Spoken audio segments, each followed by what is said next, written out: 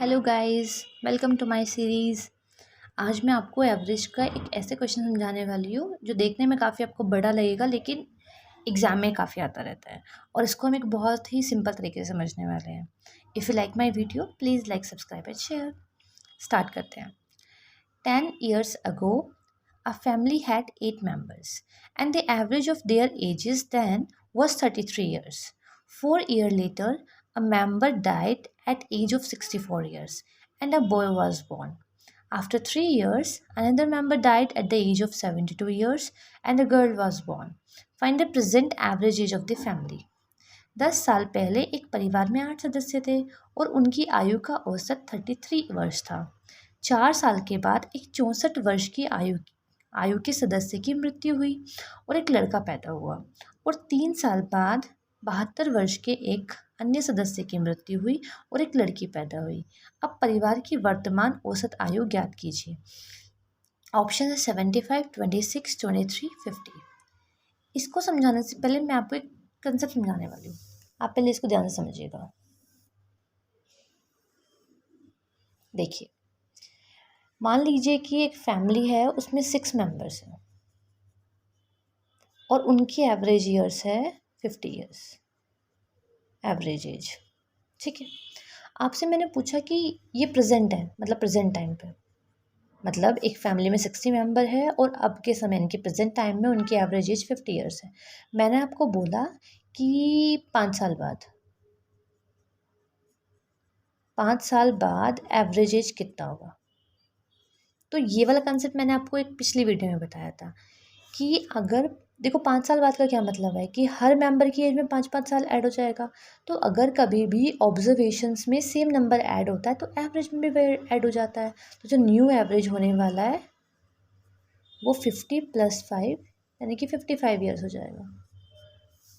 तो आपको ये समझना है कि अगर किसी भी कुछ भी फैमिली दे रखा है, कुछ भी आपको दे रखा है, कोई भी नंबर्स दे रखे हैं, उनका एज अभी, उनका एवरेज अभी कुछ भी है और 5 साल बाद पूछें आपसे तो आपको 5 ऐड करना है, मतलब जितने साल बाद पूछेंगे उतना ऐड कर देना है, या पहले पूछेंगे तो माइनस कर देना है। ठीक है, दूसरा कंसेप्ट समझते हैं।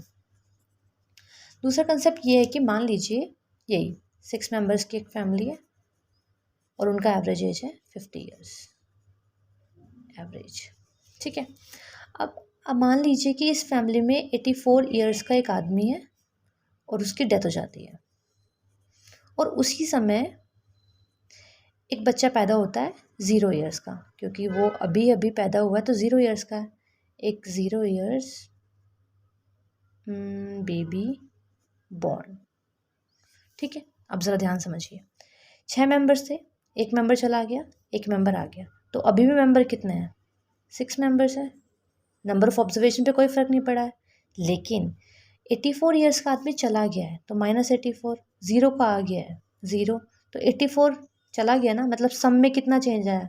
सम में डिक्रीमेंट हुआ है 84 का। नंबर ऑफ ऑब्जर्वेशन सेम है तो एवरेज में कितना डिक्रीमेंट होगा? 50 पहले एवरेज था, -84 अपॉन मेंबर्स कितने हैं? 6, क्योंकि हमें पता है एवरेज में decrement equals to sum upon, sum में decrement upon number of observation. 6 × 6, 6 × 24, तो जो नया एवरेज हो जाएगा वो 36 हो जाएगा। समझ आया आपको? इसी कंसेप्ट को हम इस क्वेश्चन में यूज़ करने वाले हैं। ये आपको याद रखना है। मैंने 2 सिंपल सी बात बताई है आपको कि अगर किसी भी फैमिली का, या कोई भी सिचुएशन हो सकती है, यहाँ पे मैं आपको फैमिली के कॉन्टेक्स्ट में समझा रही हूँ। किसी भी फैमिली में कुछ मेंबर्स हैं, उनका एवरेज एज कुछ भी है, 50 ईयर्स हमने यहाँ पे माना है, और आपसे 5 साल बाद, 10 साल बाद ऐसे कुछ भी पूछे, 7 साल बाद कितना होगा, तो आपको उस एवरेज में वो नंबर ऐड कर देना है। जैसे यहाँ पे 50 था, 5 साल बाद पूछा तो 55 हो जाएगा 5 साल बाद। मैं आपसे बोलती बताओ 2 साल पहले कितना एवरेज होगा, तो 48 ईयर्स होगा। लेकिन ये कब? जब नंबर ऑफ मेंबर्स सेम रहे। ठीक है, फिर आपको दूसरी मैंने एक कंसेप्ट बताया है कि मान लीजिए कि फैमिली है 6 मेंबर की और उनका एवरेज एज इस समय 50 ईयर्स है, और आपको बोला है कि अभी 84 ईयर्स का एक आदमी मर जाता है और एक बच्चा पैदा होता है, और जब कोई बेबी बॉर्न हो रहा है तो उस समय उसकी एज 0 ईयर्स होती है। तो यहाँ से क्या हो रहा है? एक आदमी गया, एक आदमी आया, तो मेंबर सेम रहने वाले हैं, यानी कि नंबर ऑफ ऑब्जर्वेशन सेम रहने वाले हैं। लेकिन जब 84 ईयर्स का एक आदमी डाई हो गया तो उसकी वजह से सब में कितना डिफरेंस आया, 84 का डिफरेंस आया, तो मैंने यहाँ पे 84 डिफरेंस लिखा है। जो सब में डिक्रीमेंट हुआ 84 ईयर्स का, आपको एवरेज में डिक्रीमेंट पता करना है। तो जो पुराना एवरेज था उसमें से 84/6 माइनस कर देंगे, 36 ईयर्स उनका अब एवरेज आ जाएगा। ठीक है, अब इस क्वेश्चन को देखते हैं। देखिए, अब हम लोग इस सिचुएशन में 10 साल पहले की बात कर रहे हैं, तो मान लेते हैं कि ये प्रेजेंट सिचुएशन है और 10 साल पहले की सिचुएशन है। ये 10 साल है। देखिए, 10 ईयर्स एगो एक फैमिली में 8 मेंबर्स थे and the average age of their ages then is 33 years. 10 साल पहले परिवार है 8 सदस्यों वाला और उसकी एवरेज एज है 33 ईयर्स। फिर आपको बोला है 4 साल बाद, देखिए 4 साल बाद यहाँ से यहाँ जा रहे हैं आप, तो आपको 4 साल लग रहे हैं। अब मैं देखो सिंपल समझना, 4 साल बाद इसका एवरेज कितना हो जाएगा, 33 + 4 कितना हो गया, 37। ये 4 साल बाद हुआ, अभी हमने कुछ नहीं देखा, बस हमें 4 साल को देखा है। लेकिन 4 साल बाद कुछ हो रहा है। 4 साल बाद ये एवरेज है। एक 64 साल का आदमी मर गया और एक 0 ईयर का बेबी बॉर्न हुआ। ठीक है, तो 64 ईयर्स का चला गया है, 0 ईयर्स का आ गया। मेंबर्स अभी भी कितने हैं, 8 मेंबर्स ही है,